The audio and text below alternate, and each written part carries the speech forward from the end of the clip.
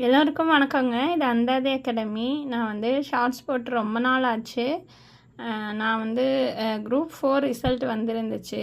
அதில் வந்து நான் ரொம்ப கம்மி மார்க் தான் எடுத்திருந்தேன். 140 கொஸ்டின் தான் போட்டிருந்தேன். ரொம்ப அப்செட்டாக இருந்துச்சு. அது இல்லாமல் ஹெல்த் இஷ்யூஸ் அது இதுன்னு கொஞ்சம் நிறையவே கேப் ஆயிடுச்சு.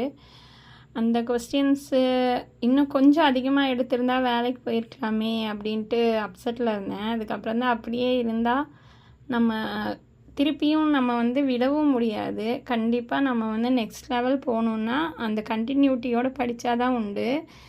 ஆல்ரெடி நான் கேப் விட்டதுலேயே நிறைய புதுசாக பார்க்குற மாதிரி இருக்குது, நிறைய மறந்தா மாதிரி இருக்குது. அதனால் இனிமேல் விடக்கூடாது அப்படின்ட்டு இப்போ திருப்பியும் ரீஸ்டார்ட் பண்ணிட்டேன்.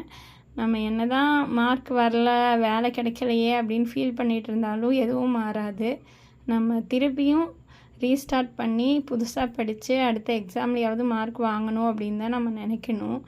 விட்டு போகக்கூடாது. கண்டிப்பாக அடுத்த எக்ஸாம்லேயாவது நம்ம மார்க் வாங்கணும். நான் வந்து எப்போவுமே இந்த மாதிரி பண்டில் லாங் சைஸ் நோட் வாங்கிப்பேன்.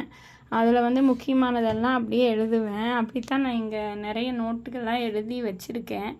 இது எல்லாமே என்னோடய டிஎன்பிஎஸ்சி. இவ்வளோ பெரிய நோட்டில் இத்தனை நோட்ஸ் எடுப்பீங்களா அப்படின்னு நினைக்க வேணாம். நான் ஒவ்வொரு சப்ஜெக்ட்டுக்கு தகுந்த மாதிரி நோட் எடுத்து எழுதி வச்சுப்பேன். அதுக்கப்புறம் புக்ஸில் வந்து படிப்பேன். ஆனால் அதே சமயத்தில் நான் நோட்ஸ் எழுதி வச்சுருக்கிறதுலாம் அண்டர்லைன் பண்ணி அதெல்லாம் வச்சுருக்கிறதுனால எனக்கு யூஸ்ஃபுல்லாக இருக்கும். இப்போ இந்த புது நோட் எதுக்கு எடுத்திருக்கேன்னா, ஏதாவது நோட்ஸ் விட்டு போயிருந்தால், அது இல்லாமல் இப்போ வேறு தமிழ் நிறைய மாறிடுச்சு இல்லைங்களா, அதுக்காக இந்த நோட் எடுத்திருக்கேன். வாங்க திரும்ப படிப்போம்.